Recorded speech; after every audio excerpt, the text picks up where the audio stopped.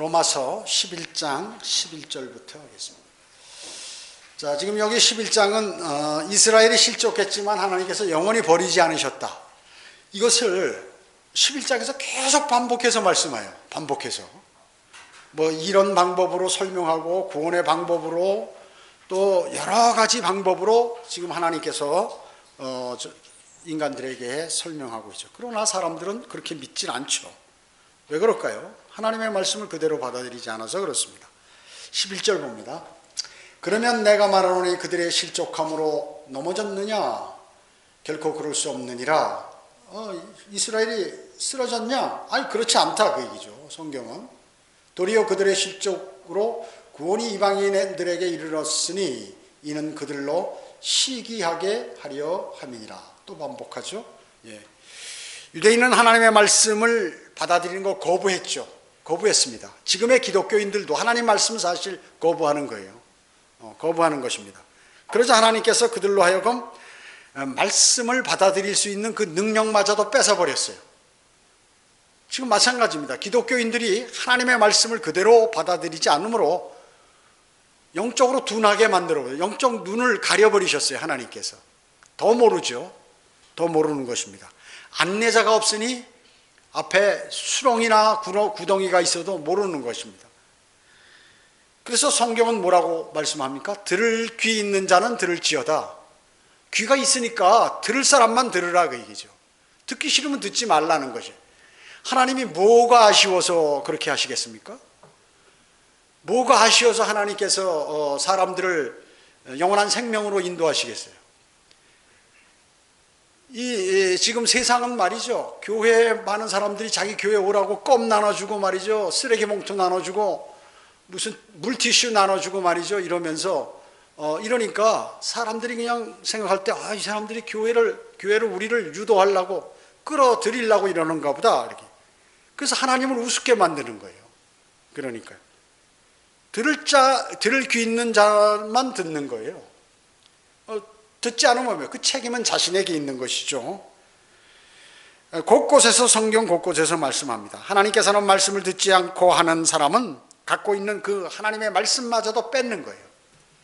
그래서 고집을 피도록 만드시고 그뿐만 아니라 잘못된 교리들을 믿도록 만드시는 것입니다. 왜? 그 자체가 그렇게 결정을 했기 때문에 그런 것이에요. 사실은. 하나님께서는 말씀을 알려달라고 매달리는 그 사람에게 말씀을 알려주세요. 나는 학식이 별로 없다. 나는 머리가 좀 나쁘다. 또 나는 뭐 여러 가지 믿음의 경력도 적고 이렇다. 그러나 주님 좀 알려주십시오. 답답합니다. 주님이 알려주시는 것이에요. 왜? 내 안에 그분이 계시기 때문에 그분이 알려주시는 것이에요. 내가 하는 것이 아니라. 그래서 순종코자 하는 사람에게 주님은 알려주시는 것입니다. 그렇죠? 모든 것을 부모가 그래서 자녀에게도 권면하다가 안 들면 어쩔 수 없어요. 그거. 부모는 자식 이기는 부모 없다고 그러잖아요. 자식들이 무엇이 옳다고 권면하면 그대로 들어야 되는데 안 듣는 거예요. 안 들어요. 그럼 어떻게? 놔두는 수밖에 없죠. 놔뒀다가 벌 받도록 놔두는 수밖에 없는 거죠. 말로 해서 되는 것은 아니니까요. 그래서 하나님의 그 말씀을 그대로 받아들이는 사람이 대단히 참 유익한 사람이요. 인생을 잘 사는 사람입니다. 하나님의 말씀을 받을 준비를 하지 않고 하나님의 말씀을 의심하고 시험하고 성경을 무시하고 하나님 말씀에 순종하지 않고 하는 이런 사람들 하나님께서 어떻게 해요? 성경의 진리는 진노로 보응하신다. 진노로 보응하신다는 것이에요. 그래서 여러분이 복음 전할 때 저도 그러는 거예요. 여러분들이 믿고 안 믿고는 자유지만 하나님께서는 그대로 시행하신다 그 얘기죠. 그대로 말씀대로 시행하시는 것이. 이스라엘의 실족으로 구원이 이방인들에게 이르렀기 때문에 이는 왜 하나님께서 그러냐? 유대인들의 시기를 일으키기 위해서 하나님께서 그렇게 하신 것입니다. 그 11절의 말씀은 바로 그거죠. 여러분은 이방인으로서 괜찮은 생활하고 있죠. 예, 그렇습니다. 우리가 참 모든 환경이 잘 이렇게 돼 있어요. 세상에서 돈을 많이 벌면 좀 편하게 살 수 있지만 좀 없으면 불편해요. 그러나 누구나 다 밥 최소한 2끼 이상 먹고 저녁이면 밤이면 잠자고 이렇게 합니다. 추우면 뭐 이렇게 좀 이렇게 보일러라든지 뭐 이런 거 떼서 좀 따뜻하게 하고 뭐 그래서 뭐 가스가 많이 된다 그러면 다른 대체 방법을 쓰고 뭐 이렇게 해서라도 하는 것입니다. 그리고 목마르면 물 먹고 그런 것이죠. 목말라도 물을 못 먹는 사람들이 이 지구에 어마어마하게 많이 있습니다. 아프리카라든지 무슨 이런데. 그리고 하루에 물 먹는 양이 너무 적어서 고통당하는 사람이 있어요. 우리 몸은 뭐 7, 80%가 수분인데 물을 섭취 안 하면 어떻게 될까요? 기능이 마비가 되는 거죠. 고통당하고. 그러나 우리는 지금 그러고 있다 그러죠. 이 아프리카 사람 또 옛날 우리 조상들은 참 문명의 혜택을 받지 못해가지고 아주 밤이면은 뭐 사실은 어떻게 보면 더 편할지도 모르지만 밤에는 등잔불 켜놓고 뭐 이렇게 힘들고 그러면 뭐 집으로 이렇게 엮어서 살고 다 이렇게 했단 말이죠. 농사 짓고 이런 것이죠.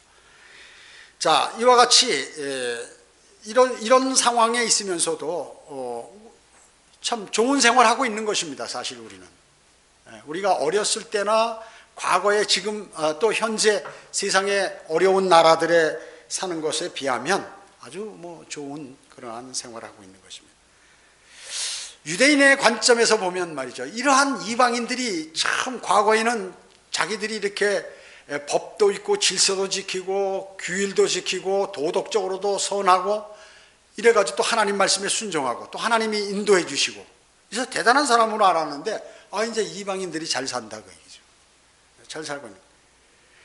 옛날에 이스라엘 사람들은 어때요? 이방인들을 개라고 그랬죠. 개처럼 여겼죠. 그런데 하나님께서 유대인들에게 진노하셨죠. 그래가지고 그들을 제쳐놓는 바람에 개 같은 이방인들이 오히려 더 하나님 은혜 아래 들어와서 여러 가지 선교도 하고 하나님 말씀을 공부하고 복음도 전하고 뭐 이렇게 한다 그 얘기죠. 그러니까 유대인이 분통이 터지는 것이에요.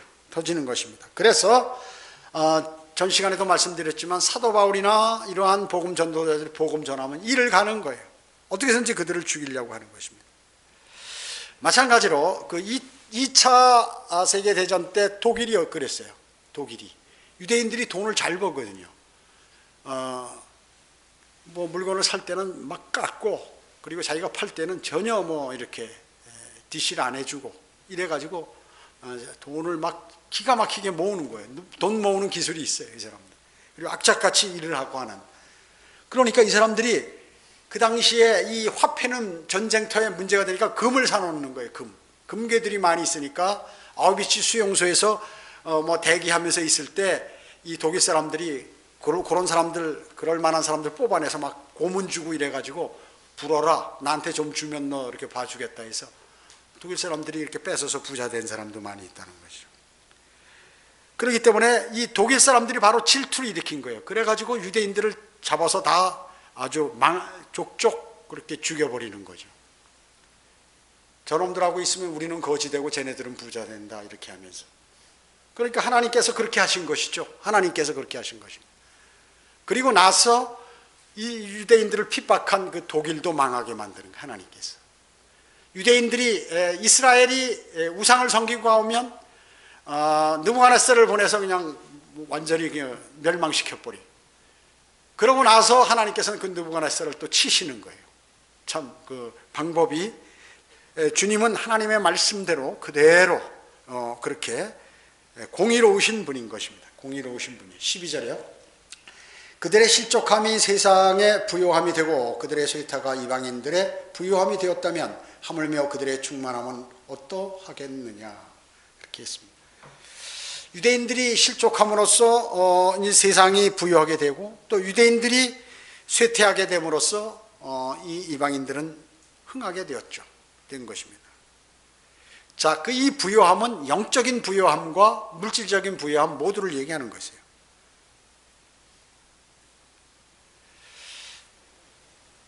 자, 그렇기 때문에 이제 하나님의 계획은 성공적으로 가고 있는 것입니다. 그러니까 하나님께서 의도하는 대로 그대로 가고 계시는 것이에요.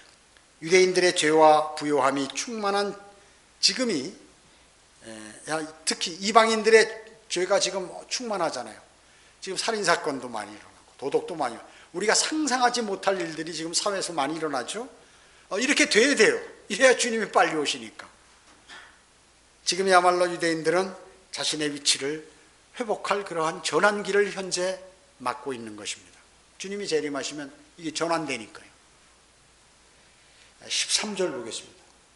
내가 이방인인 너희에게 말하노라. 내가 이방인들의 사도이기에 나의 직분을 영광스럽게 여기나니. 성경은 사도 바울이 이방인들의 사도라고 이렇게 말하죠. 정확히 이방인들의 사도는 누구요? 사도 바울이라고 이렇게 정확하게 얘기해요. 여기서. 그런데 베드로가 이방인의 사도라고 이렇게 말한 것은 성경에 하나도 없어요. 한 구절도 없어요. 또 로마에 왔다는 말씀도 한 구절도 없어요. 베드로가. 그렇기 때문에 로마 카톨릭이 초대 교황이 베드로다 하는 것은 새빨간 거짓말이다. 거짓말하는 그 뭐예요? 더군다나 가장 거룩한 종교가 초대 교황이 베드로가 아닌데 베드로라고 이렇게 거짓말하는 것은 뭐예요? 그 사탄의 종교라는 뜻이에요. 사탄의 종교. 그렇기 때문에 초대 교황이라고 이것을 만들기 위해서 가짜 무덤을 그 베드로 대성당 지하 1층 중앙 부분에서 딱 내려가자마자 제일 먼저 거기에 그걸 만들어 놨다 그 얘기죠. 거짓말이죠. 그래서 카톨릭은 하나부터 열까지 모두가 비성경적이라는 것입니다. 비성경적이에요. 로마서 15장 8절에서는 예수 그리스도께서 진리를 위하여 할례 일꾼이 되셨다고 말씀하셨어요. 그 예수 그리스도의 주요 임무가 뭐냐 하면 할례 일꾼. 할례는 누가 받는 거죠? 이스라엘 사람이요. 유대인들만 받는 거지, 할례를. 의무적으로 다 받아야 되는 거죠. 그래서 이 말씀은 뭐예요? 할례 일꾼은 예수 그리스도께서 이스라엘을 대상으로 사역하시기 위해서 오셨다고 얘기죠, 사실. 실제 그러셨어요. 예수 그리스도께서 뭐 다른 나라 유럽이나 이런 데 다니시면서 뭐 복음을 전하신 게 아니죠. 이스라엘에서만 이렇게 사역하셨잖아요. 물론 했지만 이방인에 관한 사역은 부수적인 것이라 그 얘기죠. 예수님께는. 이방인들의 사역은 바로 이 사도 바울이 예수 그리스도께서 부르셔가지고 사도 바울에게 맡기셨다 하는 것입니다. 로마서 15장 16절은 이는 나로 이방인들을 위한 예수 그리스도의 일꾼이 되게 하시어, 그죠? 정확하게 하나님의 복음을 수행하게 함으로써 이방인들을 제물로 드리는 일이 성령으로 거룩하게 되어 받으실 수 있도록 하심이라 이렇게 말씀하셨습니다. 그 이방인의 사도는 사도 바울이다. 베드로가 아니다. 베드로가. 마태복음 16장 18절에 예수님께서 너는 베드로라. 그리고 이 반석 위에 내가 나의 교회를 세우리니 지옥의 문들이 그것을 이기지 못하리라. 너는 베드로다. 헬라어로 페트로스. 돌멩이라, 돌멩이. 작은 돌멩이. 바위가 아니에요. 반석이 아니라 그 얘기죠. 그러면서 내가 이 반석 위에 예수 그리스도를 가리키면서 본인을 이렇게 지칭하시면서 반석 위에 교회를 세우리라. 이렇게 말씀하셨는데 그것을 바로 로마 카톨릭은 베드로 위에 교회를 세우겠다고 이렇게 말씀하신 걸로 하나님의 말씀을 거역하고 마귀적인 생각을 갖고 있으니까 오해하도록 만들어서 그러려면 베드로 위에 기초한 그러한 교회가 되려면 베드로가 초대 교황이 돼야 되고 그의 무덤이 확실히 여기 로마에 있어야 되는데 안 되겠다, 만들어버린 거예요. 없는데 만들어버린 거예요. 그게 바른 하나님의 교회예요? 아니죠. 그리고 지금까지도 거짓말하고 있는 거예요. 지금까지. 여러분 성경에 보세요. 베드로가 무슨 로마 카톨릭의 교황이라는 그 사건이 어디 나와요? 오히려 예수 그리스도께서는 베드로를 사탄이라고 그랬잖아요. 십자가 달려 죽으셔서 인류를 구원해야 되는데 그럴 수 없다고 말이죠. 절대 주님 죽어서는 안 되신다고 말이죠. 그럴 수 없나이다 하면서 말리는 거예요. 사탄아 내 뒤로 물러가라. 주님께서 말씀하시잖아요. 만약에 로마 카톨릭 초대 교황이 베드로라면 베드로 기초 위에 로마 카톨릭이 세워졌다면 사탄의 종교라고 해요. 사탄의 기초 위에 교회를 세운 것이나 다름이 없다는 것이죠. 반석은 누구예요? 예수 그리스도시다. 예수 그리스도. 페트라하고 페트로스하고 틀린데 이거 바꿔버린 거예요. 그렇기 때문에 반석은 예수 그리스도를 말씀하는 거다. 로마 카톨릭이 완전히 잘못된 것이다. 그걸 믿고 또 그렇게 쫓아가는 사람은 뭐예요, 그러면? 그건 영이 이상한 사람이죠. 악한 영이 관장하기 때문에 그래요. 이단들에 돌아다니고 잘못된 교회에 앉아서 계속 경배 드린다고 하는 사람, 예배 드린다고 하는 사람 뭐예요? 이게 잘못됐어요. 이거하고. 여기하고 다 고장난 사람들이다. 얘기죠. 영이 잘못되어 있으니까 알 수가 없어요. 알 수가 없어. 이건 학식하고 관계없어요. 또 권력하고도 관계없어요. 돈하고도 관계없어요. 오히려 자기 돈과 지식과 권력을 자랑하는 사람은 마귀에게 넘어간다. 왜? 세상 것을 너무 좋아하기 때문에 당연히 넘어가게 돼요. 그래서 이단에 유식하다는 사람이 많이 있는 것이 바로 그것이에요. 그러니까 더 자기들이 하는 행동이 맞는 것으로 착각하고 있다 그 얘기죠. 자, 14절 보겠습니다. 이는 아무쪼록 내가 나의 동족을 시기나게 하여 그들 가운데 얼마라도 구원하려 함이라.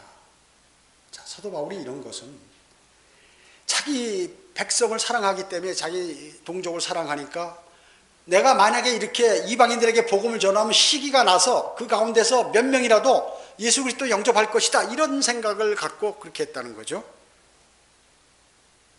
언제라도 자신이 구원에 인도할 수나 혹시나 않을까 이런 것이에요. 여러분들이 그렇잖아요. 자기 가족이나 친척이나 친구들에게 맨날 똑같은 말 해서 뭐예요? 듣기 싫은 말, 우리 사람들은 듣기 싫은 말 싫어하죠?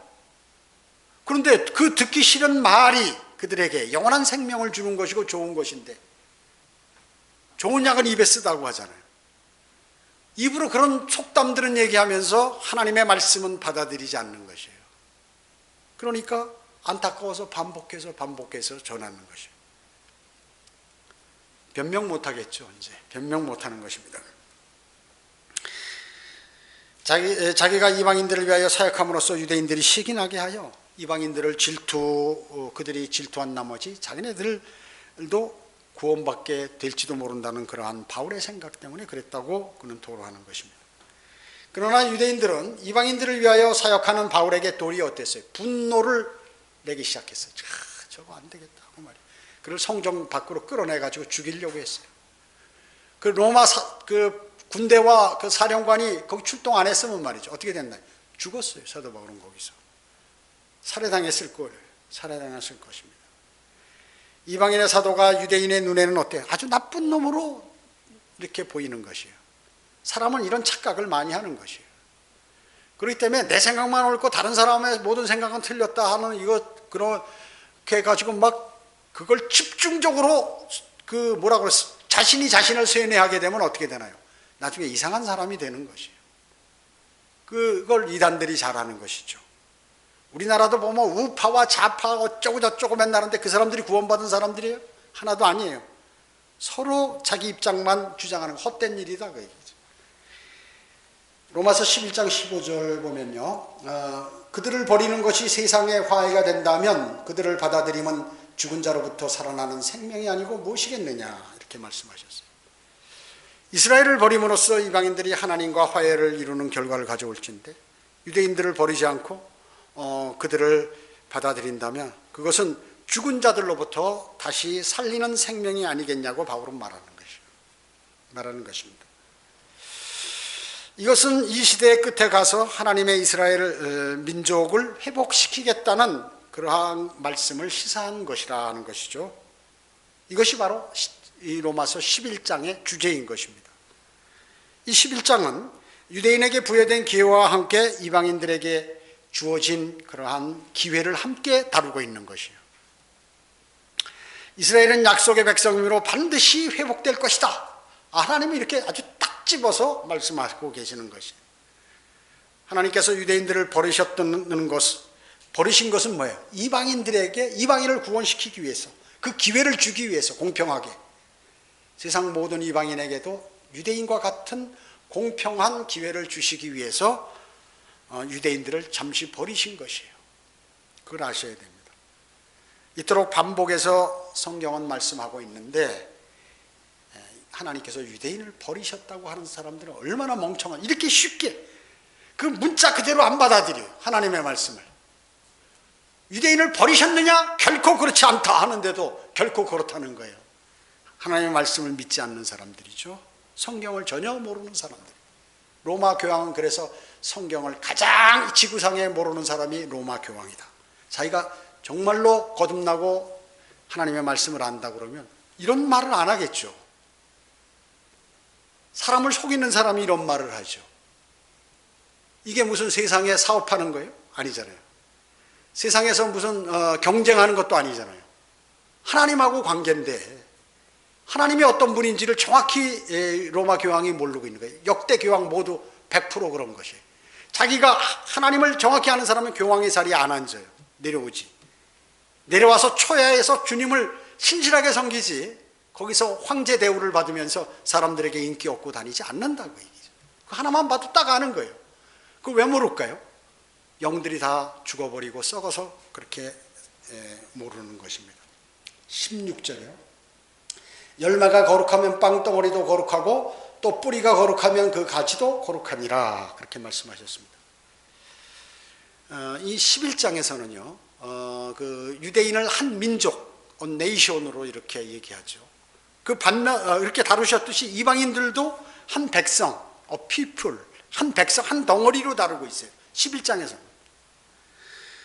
만약 11장에 다른 데서처럼 이방인을 개인적으로 다룬다고 하면 나중에 잘못하면 구원을 잃어버리는 그러한 결과로 성경을 해석할 수 있다고 얘기죠. 여기 11장 21절 한번 보시기 바랍니다. 하나님께서 본래 가지들도 아끼지 아니하셨으니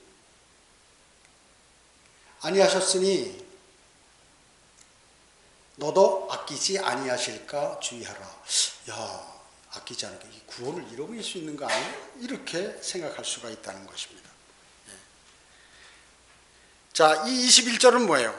이방 민족들의 멸망을 말씀하는 거죠. 이방인도 하나의 집단으로 이렇게 지금 말씀하고 다루신다는 것을 유의해야 돼요. 여기에서는 11장에서는. 여기 11절은 말이죠. 여기 11절은 그러면 내가 말하노니 그들이 실족함으로 넘어졌느냐? 결코 그럴 수 없느니라. 도리어 그들의 실족으로 구원이 이방인들에게 이르렀으니 이는 그들로 시기하게 하려 함이니라, 이렇게 말씀하고 계시죠. 자, 12절에도 그렇게 또 말씀해요. 12절에도 그들의 실족함이 세상의 부요함이 되고 그들의 쇠퇴가 이방인들의 부요함이 되었다면, 또 13절에도 내가 이방인인 너에게 말하노라, 내가 이방인들의 사도이기에. 자, 이처럼 이방인이라고 말하는 것은 뭐예요? 그리스도인이 아니에요. 이거 지금 그리스도인에게 얘기하는 게 아닙니다. 로마에 있는 구원받지 않은 이방인들에게 얘기하는 것이에요. 이게 바로 지금 그리스도인에게 얘기하는 게 아니라 구원받지 않는 이방인에게 얘기해요. 성경은 어떻게 해요? 성경을 해석할 때 잘 봐야 된다고 얘기죠. 하나님께서 어떤 말씀을 하시면 이 말씀이 이방인에게 말씀하신 것인지, 아니면 유대인에게 말씀하신 것인지, 아니면 하나님의 교회에게 말씀하신 건지를 구분하는 것은 대단히 중요하다는 것이에요. 이거를 그리스도인에게 적용하면 구원을 잃어버리는 걸로 알고, 야, 개인적으로 구원받는데 어떻게 집단적인 이방인 이런 말씀을 하시지? 이렇게 착각하기 쉽다는 것입니다. 여기서는 구원받지 못한 이방인들을 집단적으로 지금 말씀하고 계시는 것이에요. 그렇죠? 집단적으로 말씀하고 계시죠. 그렇기 때문에 이제 이방인들이 실족한 것, 또 너희도 아끼지 않을까 주의해라, 뭐 이런 말씀들이 다 그러한 내용들인 것입니다.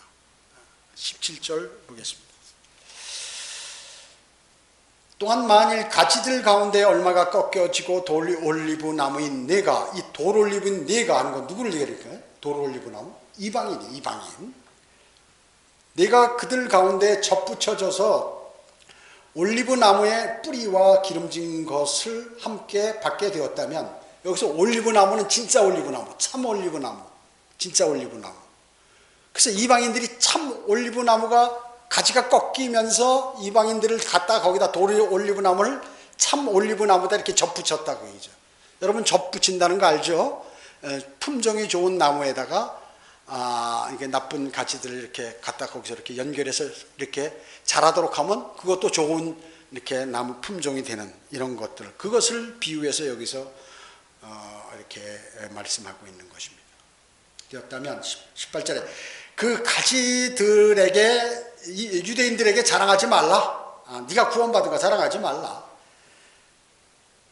네가 자랑하여도 네 뿌리를 지탱하는 것이, 네가 뿌리를 지탱하는 것이 아니요 뿌리가 너를 지탱하는 것이니라. 여기서 뿌리는 뭐예요? 이스라엘을 얘기하는 거죠.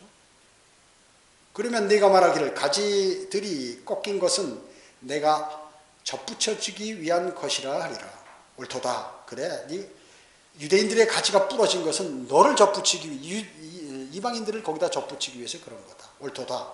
그들은 믿지 아니함으로 꺾어졌고, 유대인들은요 믿지 않음으로 꺾어졌고, 너는 이방인들은 믿음으로 섰느니라.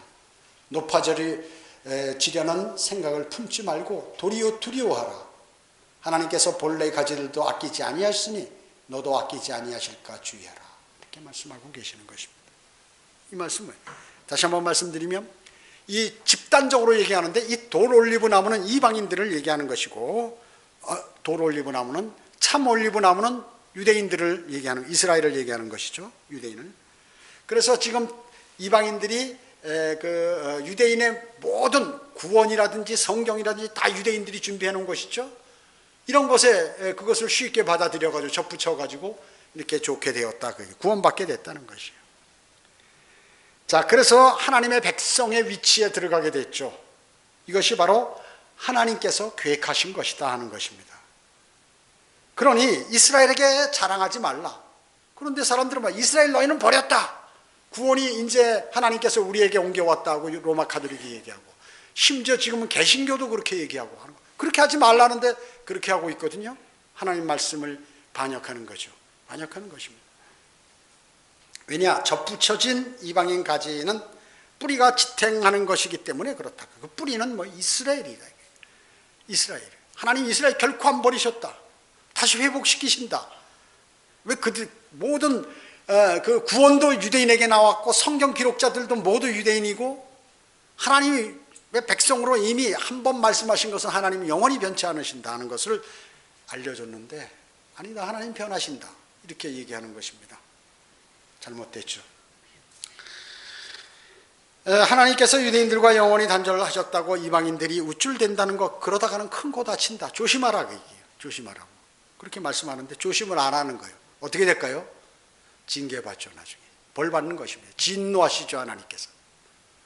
그래서 요한계시록에 보면 17장 18장 거기에 다 보면 어떻게 돼 있어요? 이제 바티칸이 하루 만에 무너져 버려 내리죠. 저게 다 부서져 내리는 거예요. 땅 갈라져 가지고 땅 속으로 다 묻혀버리는 거예요. 다 불나버리고, 하늘에서 불이 내려와서 다 불살라버리고, 땅이 갈라져서 그 안으로 그냥 확 하고 덮어버리는 것입니다. 코라의 자손들과 같이요. 여기 19절 20절에도 보면 유대인들은 믿지 않는 바람에 꺾여졌고, 그리고 이방인들은 믿었기 때문에 설 수 있는 기회를 잡게 되었을 뿐이다 하는 것이에요. 그러니 이방인들은 자만하지 말고 두려운 마음을 가져라. 그리고 겸손해야 한다 하는 것입니다. 잘못하면 너희도 꺾일 수 있다, 그 말씀이에요. 참 올리브 나무도 꺾였는데 돌 올리브 나무 꺾이는 건 간단하다 그 얘기죠. 그러니까 정신 바짝 차리라고 이렇게 말씀하고 계시는 것입니다. 이것은 구원을 상실한다는 말씀이 아니죠. 아닌 것입니다. 21절에 여기 보면 본래 가지들은 유대인 12지파를 얘기하는 것이죠. 하나님께서 본래 가지들을 아끼지 않고 꺾으셨던 그러한 분인 것입니다. 왜? 믿지 않았기 때문에, 하나님의 말씀을 믿지 않았기 때문에, 하나님의 말씀을 거역했기 때문에 그런 것이에요. 지금의 많은 교회들이 하나님의 말씀을 모든 교회 기초는 예수 그리스도 그 반석 위에 세운다고 그러는데, 아니다, 베드로 위에라고 고집피고 그렇게 있는 것이죠. 성경은 유대인은 버리지 아니하셨다고 분명히 말씀을, 결코 그렇지 않다고 말씀하는데, 이방인들은 어때요? 하나님께서 유대인을 버리셨다. 그래서 구원받는, 그 대환란 때 구원받는 유대인들이 14만 4천 명이 신천지다 이렇게 얘기하고, 여호와의 증인이다 이렇게 얘기하는 거예요. 멍청이들이에요. 멍청이들이죠. 아니라고 그러는데 그렇다는 거예요. 예수께서. 그렇기 때문에 하물며 겹붙여진 그러한 이방인들, 덧붙여진 그러한 이방인들이야 말해서 뭐 하겠느냐 하는 것입니다. 바로 믿지 않으면 너희도 꺾인다. 그 말씀인 것이에요. 그래서 실제 현재 교회에 다니고 뭐 잘못 믿고 하는 이 모든 종파들과 교회들이 있죠. 전부 어떻게 될까요? 하나님께 확 꺾어버리죠. 오셔가지고 재림하시면서 다 쓸어버리시는 것입니다. 그 전에 빨리 정신 차리고 돌아서서 예수 그리스도를 영접하고, 그리고 다른 하나님의 말씀인 한글 킹제임스 성경을 가지고 그분을 섬기고, 그리고 공부하고 그렇게 해야 돼요. 그렇지 않으면 큰 코 다치는 것입니다. 기도합니다. 전지전능하시고 자비로우신 아버지 하나님, 감사를 드립니다.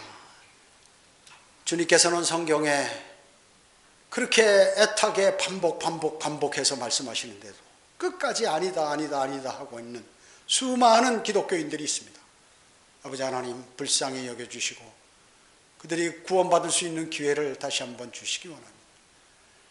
우리 주변에 많은 사람들이 있는데 아무리 육신적으로 가까운 형제 자매요 친척이고 부모 자식 간에도 하나님의 말씀을 받아들이지 않고 자신의 교리가 맞다고 고집 피우는 수많은 사람들이 있습니다. 불쌍히 여겨주시고 그들이 정말 구원받을 수 있는 기회를 주님 다시 한번 주시기 원합니다. 주님 오실 날 가까운 이때 끝까지 고집 피우다가는 하나님께서 성경에 경고하신 그 말씀으로 그들이 심판받는다는 사실을 알지 못하고 지금 종교 생활을 하고 있습니다. 주님께서 선하게 인도해 주시길 간절히 기도를 드립니다. 이제 이후에 오늘 진행되는 모든 일들을 주님께서 관장해 주시옵길 바라오며 주 예수 그리스도의 이름으로 기도드립니다. 아멘.